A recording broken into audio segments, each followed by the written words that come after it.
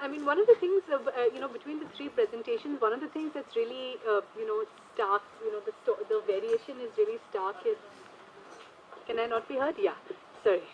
Can you hear me now? Yeah. So one of the things that's really stark between the different presentations is how much people seem to own or not own, whether it's a inside toilet or it's a public toilet. But in Delhi and in Orissa, in fact, the toilets are in their houses and still they feel no kind of relationship with the toilet. In Delhi, the public toilets are, even when they're right in the middle of the neighborhoods, there's very little sense of kind of ownership or kind of community or personalized investment in the infrastructure facilities, and that's very different. There's a very different story in the Bombay slums. Uh, another thing that between the first and the second presentation, I thought when we were listening to the first presentation, it makes you think that these people don't want the toilet inside their house, but per se they probably don't have a problem with the toilet. So maybe it would this is the sort of place where you could have community toilet blocks, separate ones for men and women, and space for toilet blocks didn't seem to be much of an issue. Until you come to the next the next presentation, and all the problems with the public toilet block, which the public toilet blocks really make you, the public toilet experience in Delhi really does make you think that the difference between open defecation and using the public toilet facilities is not very much. And it's also that it's not that if there's a public toilet facility it excludes open defecation. Uh, the broader story, the broader and more complex story is about, I felt, is about the histories of government provision, and how communities and governments, how they interact and how they shape these histories. So and how active and engaged that relationship is, in which, of course, the localness, how local is the decision. I know how local is the the finding of the site, and the the when the toilet is to be built and its maintenance arrangements. How local seems to make a difference, and which brings us to the local government story. And I think that's very stark in Mumbai, is that because local government basically has such a strong role in running the city. The corporator, this is the story in Mumbai and Calcutta, the corporator, your local councillor, if you have a problem about your toilets, you go to your local councillor, and the local councillor can actually solve the problem. In Delhi and in Orissa, where that local government interface is much weaker, there is, so that's the, if we were to look at it in a formal way, that could be one of the reasons for that difference, is the fact that local government doesn't, it's a much weaker link with local government in Delhi and in Orissa. But anyway, these were just some thoughts that I had while I was, listening to the three presentations. What we'll do now is we'll request Anju and Ranjita also to come in the front, so all the speakers are here, and then we can take some questions, and we can questions and comments that you may have, and we can, have, 4 or 5 questions and comments, and then, ask the speakers to respond. And also, please eat your lunch.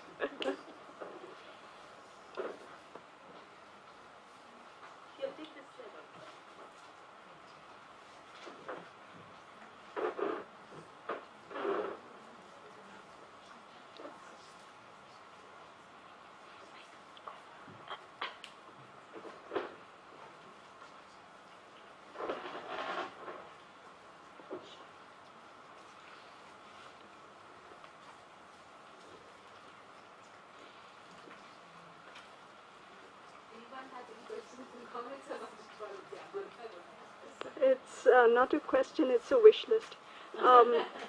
So, following on from what Arka just said, about the contrast between people in Delhi feeling, that they can't really influence the outcome, and they try to work around it as best they can, and people in Mumbai feeling that they can affect the outcome. In Mumbai, they seem to have expectations about the government, and they also have expectations about themselves, which is sort of like night and day with Delhi. And if somehow you could hone in on what is it that helps generate those expectations and sustain those expectations. One of the points she's making is that the councillors can actually do something about it.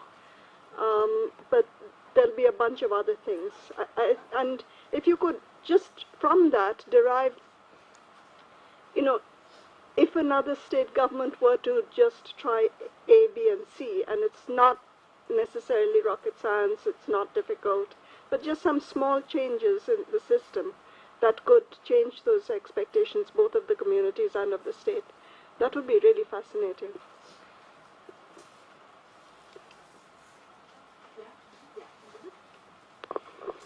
So,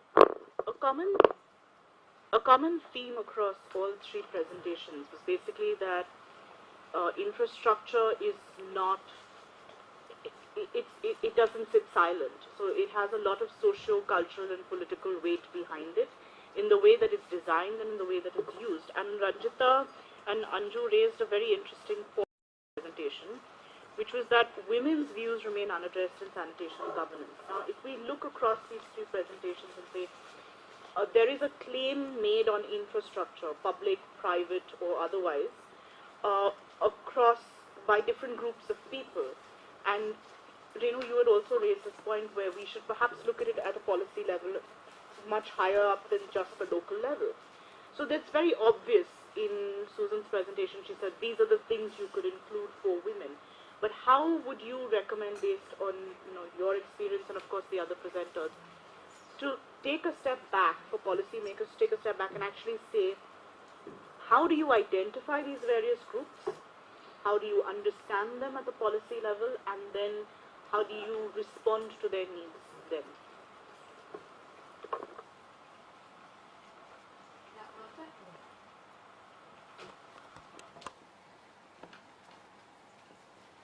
Thank you. I think each of the presentations really threw a lot of insights on specifics, as well as there was a common thread running. I just wanted to share some of my comments. There was no question, but also a few suggestions. I think in the first presentation that Anju and Sangeeta, Ranjita made, I think they made a very critical comment, and it was made, I was wanting that it would be really good to have a little more discussion around it on women. And the first comment that caught my attention was that tribal women in the two locations, more so in Dhenkanal, are looking at their life differently. So the fact that they don't do wage labor and they don't work as domestic help is also talking about a culture that the tribal communities practice wherever they are, whether in their original space or even after migrating or after being in a urban space. And in that same presentation, I think another point that was very important was the burden on women, and that's something which is very important for us to deliberate a little more, as we tend to forget, we tend to ignore the unpaid work. I think somebody else also made a comment during that, the unpaid work that women do. And if I switch to the second and the third presentation, we are talking about infrastructure, and again staying on women and gender based violence. I think it will be really interesting to also look at the nature of violence due to infrastructures, due to introduction of infrastructure in their lives, whether at the household level or at the community level. Whereas we did talk about violence that women faced as while accessing the toilet complexes in an urban setup, but within a household, how are they responding to it? The increased burden on women is not only their time, the impact on their health and especially on their mental health is something which I think would be really interesting to look at. The common thread that I could figure out, or I could take, were three actually, and it was coming not in so many words, but I think reducing role of the state in recognizing the issues of women and the issues of specifics that each community should be responded with when we are talking about sanitation, and how do we deal with those reducing roles of the government. Whereas we have many other actors were coming to play to do sanitation, to contribute to this process of sanitation. The second is in the process of construction of toilets, which is an emphasis on Swachh Bharat mission. There is a all the presentations did talk about it, and we are also experiencing it. Is there's also a reinforcement of socio-cultural practices, which is not going away, which is actually getting reinforced, which is which has been historically determined by the dominant group or communities or member in the family. So how are these getting addressed? And third, I've already talked about that the who is deciding, who is doing, and who is deciding things to do. So, and in that, how do we see the not only the women per se, but the marginalized communities, because all the three presentations focused on the marginalized community. So where is the how in the entire process, who is taking decisions on behalf of our community, and how it is getting played out on the ground. So I'll stop here for the moment. Thank you. Excellent presentations. I have one book. I think we need to present this not only to policymakers but to CSR aides. In the last 6 months, we have been pressurized as an NGO to construct toilets, and I have talked exactly of the issues you're talking about, but they refuse to acknowledge, and this is great evidence to, so I would say that this should also be shared with the corporates who are heavily into Swachh Bharat due to the policy.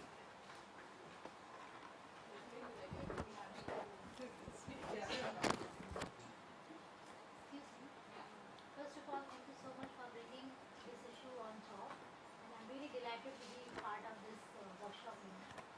I didn't introduce myself. I'm Poonam Mishra, and I work for the International Committee of Red Cross, SCRC, and I look after the Water and Habitat Department.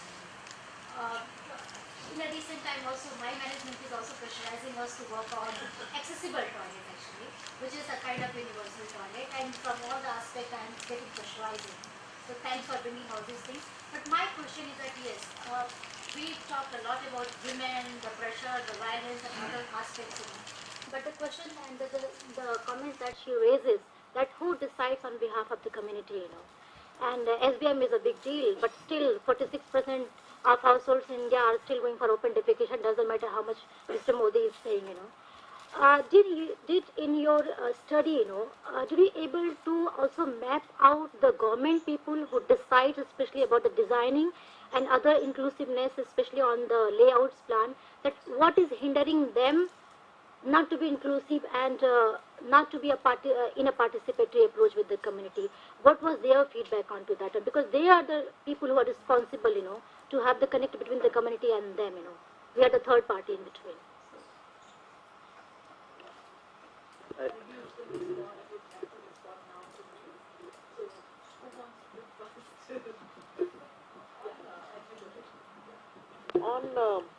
On this question that who decides and all, and we all know that it is very top down at the moment. States are also under huge pressure to demonstrate and to meet the physical targets. And if you're not doing it, what are the implications? That is also getting translated into the field. So there are ward councillors, there is a lot of mobilization of the ward councillors, and they are bringing the plans there. But what is happening is that the ward councillor is representing his or her ward. But that person is also on the table negotiating with other ward councillors, and so there is a process of negotiation where certain demands of certain communities are sacrificed and some are usually taken.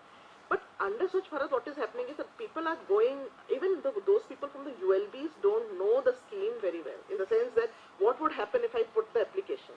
So will my pit latrine be destroyed, dismantled immediately? How much time will I, where will you build? If I'm dismantling this, where will I go and all? Nobody is responding. So what they are doing is they're going, taking the application you don't have, you want, you click a photograph, you put a, in fact when we were doing the field research, 1 or 2 people were left, so they were asking us to click their photographs and bring it to them. So what is happening is in this, in this hurry, everything is happening on the ground, But no, I mean, there's no consultation in the sense that if, you have the pit latrine, what will happen? If these 6 people will destroy their pit latrines, where will they go? Once this infrastructure will come, it will take some time and all. So when we are saying the consultation, like when we were highlighting our study findings, we said maybe the septic tank, which is very close to their kitchen space or the sacred spaces of the house, will not be accepted. But can some families come together and build a common septic tank and all that, So can there be a space for a common septic tank and not individual septic tank, so that it is somewhere and then those houses go? That kind of consultation and planning is totally missing. And people were offering their ideas, we could do this. And in fact, they were saying we can pay upfront if there are some SHGs and some loans. Nothing is coming from the ULV that how that can be. So it is a demand that is being generated, but the ULV is not able to respond to it. So there is this miss. And then we all know that the government program, there is a universal, because if you ask them, they will say we need to universalize the basic minimum. So we are saying 25 square feet house for a poor person, that is what we can give. And if the toilet has to be built, it will be built inside. So in this IHSDP and other programs, that is so. But in that, what is the problem? Nobody's they understand, but nobody can do anything about it. So there are these kinds of conflicts and various things that are happening. So it is basically the ward councillor which is taking the, and you say that's the participatory process because ward represents that particular ward councillor represents a particular ward, but community mobilization, and in fact Swachh Bharat so much retreats on Jan Andolan, but we found that completely missing in these 2 towns at least. At the national level on the designs, it's usually an engineering conversation. So the CPHEO has manuals that say this is what a toilet should look like, this is what a septic tank should look like, etc. And the Swachh Bharat design guidelines, at least in the urban side, Annexure 4 has design guidelines. Those have been taken from the drawings have been taken from the CPHEO manual. So in that sense, once those become guidelines and they get handed down, the space to amend, to change the design, that gets reduced considerably. And second thing, just to, because government gives incentive actually, it doesn't give a full-fledged support for people to construct the toilet. And second thing, we should not forget the geography also of the different terrains in India. Because the design that government gives, first of all, it's not inclusive. Because I work closely with Ministry of Drinking Water, that's why I'm commenting on those things. And second thing, again, the government says that it should be led by the individual household. But where is the money? Like one person said, in the one study it was marked that toilet construction is not our priority. Second thing, the space constraint. Third is, okay, if there is no private, then there is a community toilet kind of thing. But where is the money? So who will take the ownership? Is the government responsibility or household responsibility? For buying mobile, people have money, but for toilet, people don't have money. Because there will, then there will be a continuity. I respond to 2 of the major issues raised. One about women, and the other is that who decides, and all of which is actually very important. You see, women, we are seeing in all these presentations, and there are many studies actually that are already there that says that the violence and the risks and things. What we found is that women are very actively involved. Yeah, there are slum committees that are being formed by Project Nirmal.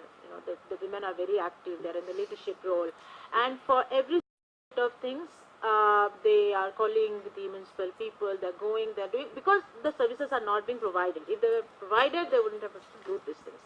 So the sweepers don't come. The drains don't get cleaned. The water doesn't come. So they're doing all this, but what we found is that there is these various spaces, and through these various mechanisms where women are being organized and they are being, taking the leadership and all that is happening. But when this comes to the Swachh Bharat spaces, women are absent, right? So, for example, the money that is being given is, of course, very limited, right? And when there is a concern, it's quite valid. They have a solution. For example, they said that either you don't give us money, you construct, or you provide us some sort of an assistance. what kind of assistance? See, all these women are, most of them rather, are part of these microfinance groups. Okay, they say that we can mobilize and we can give loans, right? And we will take care of all that. So resources is not a problem, they say, right? But then, who is listening to this? Who is even asking? I mean, we ask these as researchers, right? But who is asking these women this question? And who is taking their suggestion, right? So that's about the women. And as Anju said, in this whole Jan Andolan and all, and a big part of Swachh Bharat actually targets women through various bahu betiyon ke liye, because they don't have to go out and all those rhetorics. But where are women in the public spaces where decisions are being taken? Coming to who decides and all, it's very complex. Now, one is that the local participatory governance mechanisms are partly defunct. So in one of the towns, I will not name, let us keep that. In one of the towns, none of the councillors of the wards that we did our field work ever visit. Some people haven't even seen that who the councillor is, right? And when the meetings take place, they take place in the ward, in a separate place where the slum people don't go. Not that they are being asked not to go, but we know that how exclusion inclusion takes place, and who is invited and who is not, who can go where, and who doesn't feel confident enough to go where. So mostly the slum people are kept away. They're not there in all these discussion forums, decision making forums. That is number one. Number two is the attitude of the UL in the ULB. There is this element of distrust. See, what you are giving them is only 2,000 rupees as advance, right? And you still think that वो लेके भाग जाएगा. that they don't want it. So this whole thing begins with a mistrust with the community, with people, that they because you see, there is also an understanding that 8,000 rupees or 5,500 rupees is too less, right? So even when people say that we are willing to put our own money, there is a distrust that maybe they're just saying that to appropriate this 2,000 rupees. Right, so only 2,000 rupees is given, and all that rest of that amount, and you are insisting on a twin pit and septic tank, and all that money will come to them after they finish this work, and you still distrust them, that they will appropriate, they will not return us, So and there is a kind of a discussion and panic also in some quarters that what will we do if they don't return us? And then some people say that assume that most of them will not return and most of them will not construct. So so this whole discourse of how it happens begins with that kind of a thing. Number three is that, see, it's an incentive, right? But how do you convince poor people that it's an incentive? How do you? And these cities, the rural, they're very pretty much connected, because a lot of people are ana jana, like all the time they're coming. There's this people visit, and these people visit the villages. So they all know that you have given 12,000 rupees there, right? So they said, why this discrimination? Like, if you have given 12,000 rupees there, at least give us 12,000 rupees, the minimum, right? And how do you make people understand that no, this is only an incentive, and you have to do this. You see the contradiction in this whole discourse, right? Yeah. So this happens. I mean, so who does and how it is being done? There is this. The picture looks like this. Let me put it this way. Yeah, I think I want to start off by actually engaging with this comparison that you brought up between Mumbai and Delhi. The presentation was positioned as a Yeah, I understand. Yeah, no, absolutely. And I mean, certainly, I guess, I've never done research in Delhi, so I don't know how local government actually functions. What is the interface, in a sense, between them and people demand, to what extent elected representatives respond, etc. So there's no way of me commenting on that part. But I think in Bombay, I just wanted to sort of also clarify that the, I'm not sure whether I gave the impression that elected representatives are always responsive. I mean, Mumbai also, uh, before we took up this research, I mean, to just decide upon these two settlements, I'd gone and visited, almost a dozen different neighborhoods, and there were some where the situation was really as bad as, I think, one of the photographs you showed. I think it looked like there was just garbage all outside the sanitation block, so almost no way of even reaching the block without sullying your feet and all of that. So and I think that is partly what we're trying to argue as well, that not just across cities, but even within cities and even within a settlement, one does see enormous variation. And it's not an argument just to say that, okay, there's variation.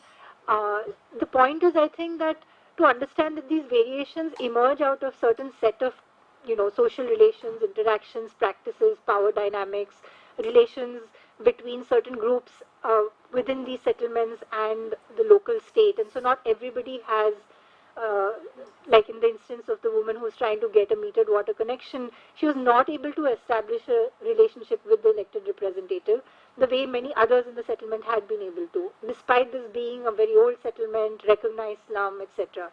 And so the contingency of is what we're trying to throw light on in this process. And I think that does complicate and sort of challenge the whole question of, then therefore what do we do? And the question that I think, sorry, don't remember your name, but you were kind of asking that, if common infrastructure doesn't sit silent, then how do we then identify, who needs to be interacted with different groups, how do we respond to their needs? And I don't think that there are any easy answers to that, but certainly I think the question of, I mean, I don't know enough, frankly, about the Swachh Bharat, because that's not the context in which this research has been done, but if I think about the slum sanitation program in Mumbai, I think when you see that within a single program, the kind of very diverse outcomes that one has seen across Mumbai, and the fact that each of those outcomes has emerged in a particular context of, I think the SSP was potentially one of the programs in sanitation that did try to put in quite a bit of funding for the community mobilization part of things, but I think even that, it fell short of that. Not just with the funding, but also then the question of sort of who decides in these communities. So if you think about this toilet block in which the water was cut off for the women, this is a SSP block where the CBO that has been formed is largely, it's pretty much all male. There's, I think, only one woman who's on that CBO's whatever committee. So obviously powerful groups within the community take over. In this case, in fact, part of the slum had been demolished and had been redeveloped under Mumbai's SRA scheme.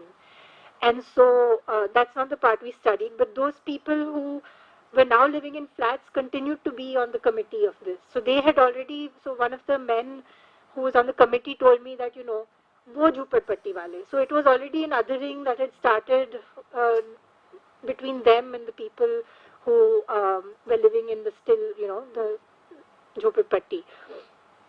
So I think the question of how one navigates down on the ground when policies unfold these local power dynamics is something that simply needs to be given far more thought, and it is going to be contextual, and in some cases, it works out, and you're able to get more marginalized groups to have a voice, and in other cases, those channels are blocked by more powerful groups, and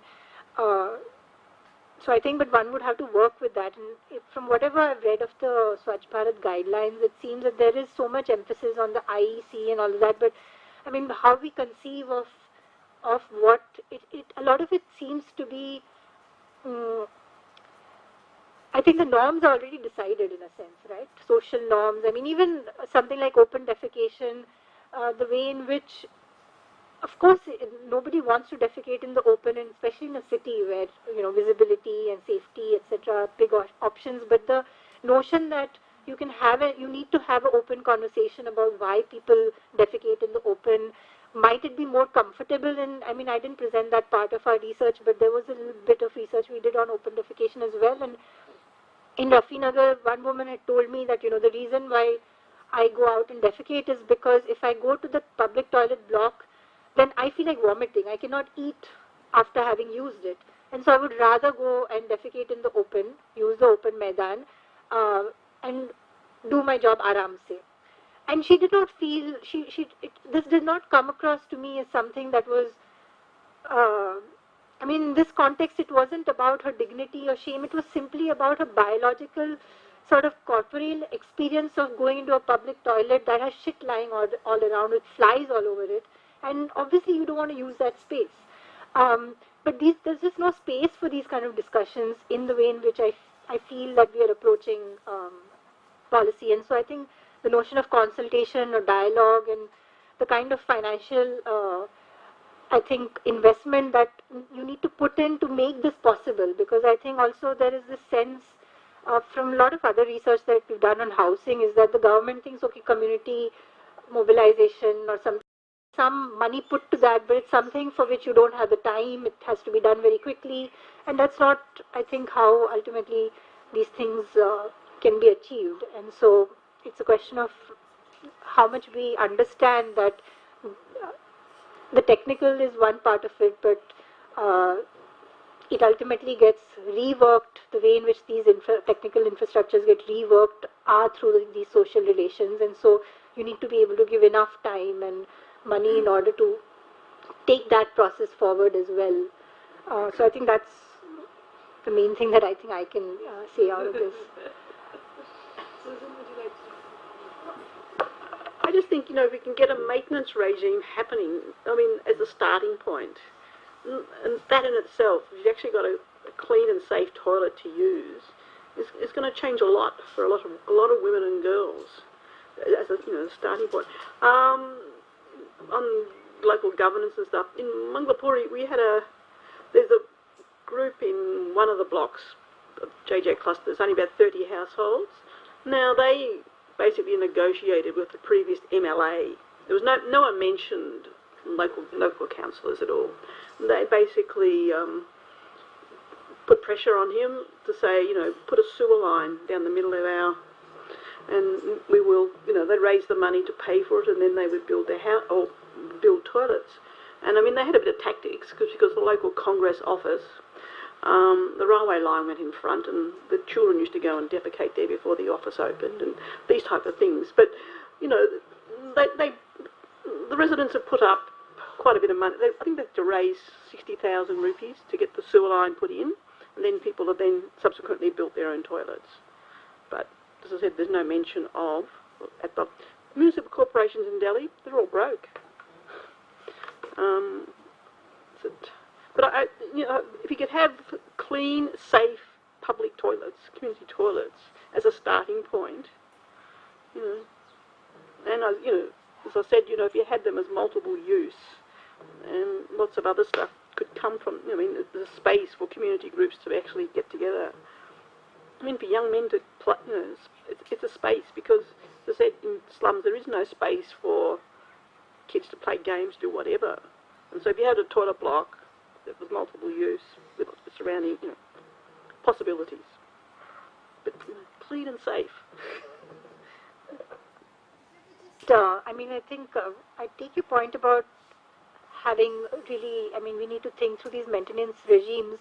But I'm wondering what would be your thoughts on, because with some of the kind of, in Kotwadi there were like 24 blocks, and each block had its own, in a sense, maintenance regime. Some didn't have any regime, others had, which were very much driven by the elected representative, because they would use that toilet block to put up all their political banners every now and then, and so it was a much cleaner toilet block, and there was a dedicated sanitation worker from the municipal corporation that he had got. There was a dedicated water tank for that block, so that there'd be water for cleaning anytime. Other toilet blocks which had become privatized or semi-privatized. So there are so many possibilities also of the kind of maintenance regime that could be put into place, and I'm wondering whether, I mean, again, this would be so contingent on the groups who are going to basically use these toilets. So I don't know, these are not, I mean, But if you're an economic rationalist, you're spending crores of rupees. You know, Dusuk here is building all these mega community toilet blocks. Yeah, no, absolutely. And, you know, I mean, they're putting them in places where people don't want them, for starters, because no one's doing any research into what people actually need in that area, in that community. And, you know, there's no one there to police the people pinching stuff, you know, pinching the taps, the locks off the doors. I mean, this is really basic stuff.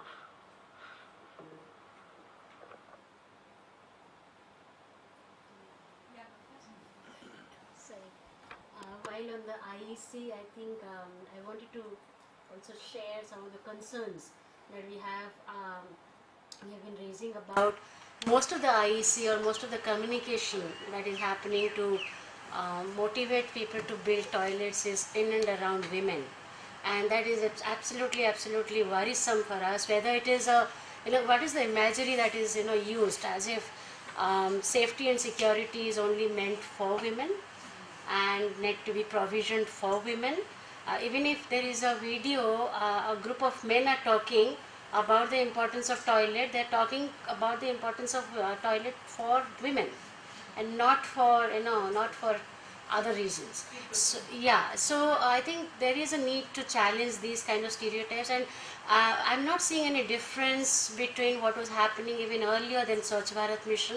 I remember in Madhya Pradesh there was a guideline, sanitation guideline by the government of Madhya Pradesh, which had it was a booklet, and it had a pictorial depiction of naming and shaming of people going for open defecation, and it had women in those pictures, and it had said that when you see women going out for defecation, you should whistle at them, you should take photographs, and when they come back you should garland them. Yeah. Now the women's group in Madhya Pradesh had raised it strongly. That was stopped by the time Swachh Bharat Mission came.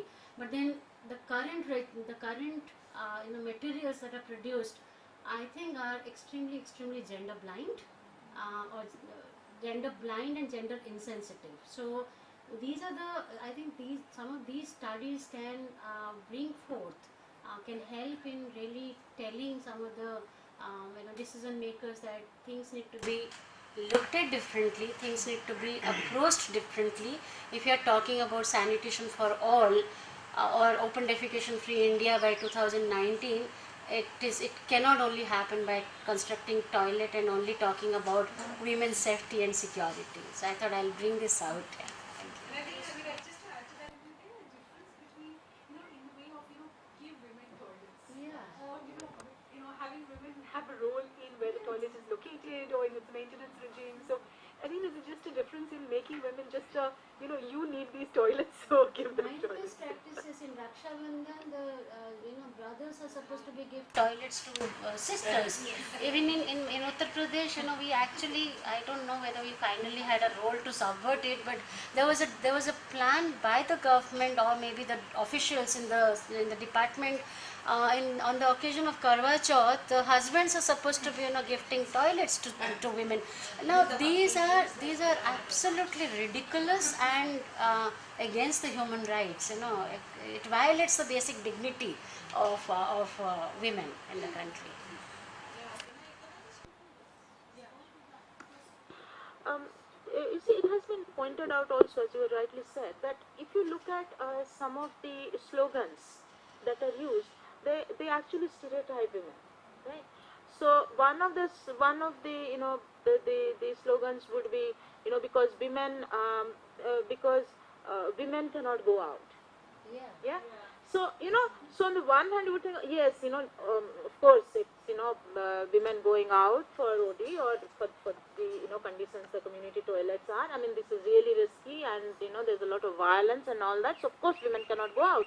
But on the other hand, if you read it, it's like, you are reinforcing the stereotype that women cannot go out. Exactly. Yeah.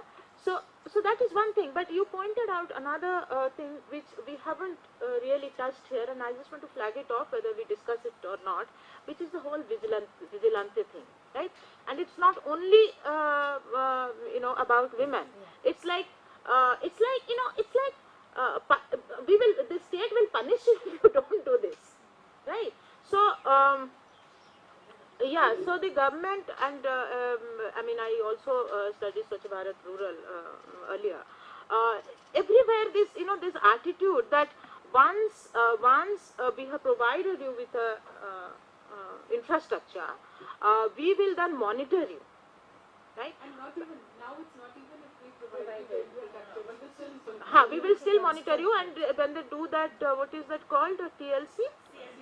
CLTS, sorry, CLTS, it's like after 21 days or whatever, which that, rapid fire training and all, there is actually the monitoring process starts, right? So, I mean, do you think that you can really achieve something by doing this? And if you look at the broad framework within which people are put, what are the words? If you just look at the vocabulary that are there. One, they're guilty, yeah, they're dirty, yeah, they're thieves. They will run away with the 2,000 rupees, yeah. So you don't trust them, and they're indisciplined. So you will have to monitor them, do the vigilante, punish them. So with these kind of negative connotation and branding a certain people in this way, do you think that you can really achieve a policy benefits that you are targeting?